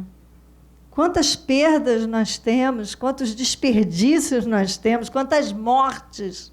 Você consegue calcular, perder a vida de uma pessoa na área da saúde? Quanto custa isso? Não é? Então, acho que é uma coisa que a gente tem que sair daqui refletindo, né? Diga aí. Eu queria só perguntar como é que se promove a adesão. Precisa do microfone? Precisa. Ouvir o microfone, eu me emociono, eu quero cantar. A questão é a seguinte, como eu dirijo uma instituição, como é que eu faço essa adesão? Vocês dão toda essa assessoria? Começam a implantar, nos dão o passo a passo. Passo a passo, exatamente. Então, a adesão, ela parte... No início do ano, a gente faz o evento de lançamento. Né? Então, a gente faz a divulgação. Né? E aí, a partir daí, a organização tem um termo de adesão que ela preenche e aí ela participa do processo de capacitação. Se precisar de alguma orientação, a gente também faz a orientação. Mas a gente sempre toma um cuidado assim, de trabalhar as capacitações básicas para que ela consiga implementar o modelo. Né? Então, na verdade, esse processo ele já é uma experiência que vem sendo trabalhada já há alguns anos aqui no Estado. Né? Aí, quando eu estava complementando até a pergunta dele lá, quando falou sobre o processo de avaliação em si. Então, assim, a gente sabe que o processo de acreditação, assim como o processo da própria certificação ISO, ele tem um custo, né, mais elevado. E aí, assim, implementar o processo de autoavaliação a partir desse modelo é uma excelente preparação para você buscar mais na frente essa acreditação, ou seja, você vai estar muito mais preparado para buscar uma ISO, para buscar um selo de certificação mais na frente, com certeza. Porque, como vocês viram, o modelo, ele traz todo um trabalho voltado para analisar criticamente os métodos e estruturar esses métodos, essas práticas. No caso, vocês fazem uma avaliação, vocês fazem um diagnóstico ou entregam o pacote fechado? Se pergunta, a gente faz avaliação. Fechado, não, é feita uma avaliação, sim. No final do processo, quando você pode fazer a autoavaliação na sua organização sozinho, sem passar por uma certificação externa. Mas já que fez, é importante passar pela certificação externa. E aí, qual é o ganho da organização com a certificação externa? É que você vai passar por uma avaliação e esse grupo que faz a avaliação na sua organização, ele vai te dar um relatório de avaliação, ou seja, ele vai te dar um feedback de toda a sua autoavaliação. Para cada critério que você respondeu, ele vai te pontuar ali quais são os pontos fortes e quais são as oportunidades de melhorias. E aí você pega esse relatório de autoavaliação, complementa com o que você identificou no desenvolver do processo e trabalha a melhoria na sua organização. Tá? Então, o feedback é esse. Boa noite. Eu trabalho com internação domiciliar, né, home care. E esse modelo é aplicado no home care, tendo em vista que hoje o paciente fica na residência, nós, como gestores, não temos muito esse controle de estar ali diferente do hospital, que tem médico, enfermeiros, enfim, administradores bem próximos ao paciente, então a gente consegue identificar a necessidade. Hoje o home care não tem. E quando a gente quer implantar algo referente à educação continuada, e isso gera até custos, né, para convênio, a gente encontra uma resistência, porque hoje no Rio tem várias empresas de home care. Então a gente sabe, pelo menos eu sei, que ganha a empresa que cobra menos.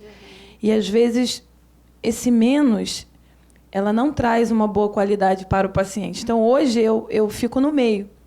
Eu não cobro nem muito caro e nem muito barato. E às vezes algumas empresas a gente tem que cobrar bem barato. E acaba refletindo no paciente, né? Acaba refletindo muito no paciente. Então, assim, tendo em vista essa educação contínua, essa humanização, existe algo que possa se fazer dentro dessa gestão de qualidade a qual você aplica, dentro do home care, tendo essas dificuldades?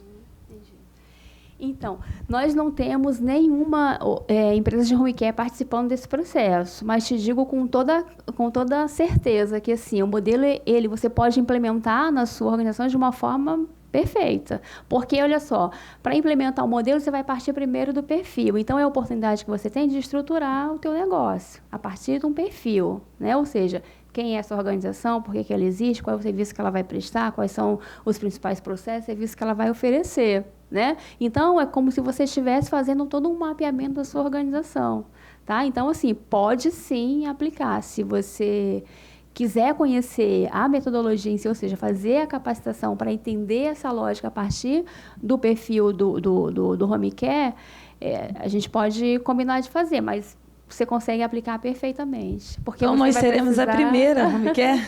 É isso aí. Pode ser. Obrigada. Tá? É interessante.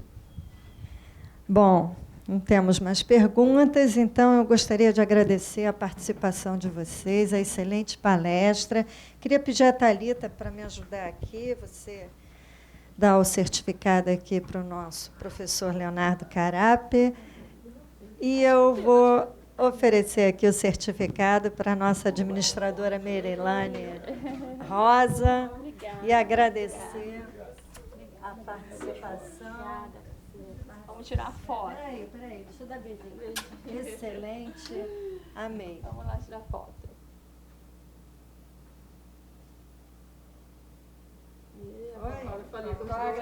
Obrigada. Obrigada pela participação de todos vocês. Obrigada para o pessoal que está em casa, que está assistindo. E até a próxima. Dia 27, agora, nós teremos nosso ENCAD. Agora, mês que vem.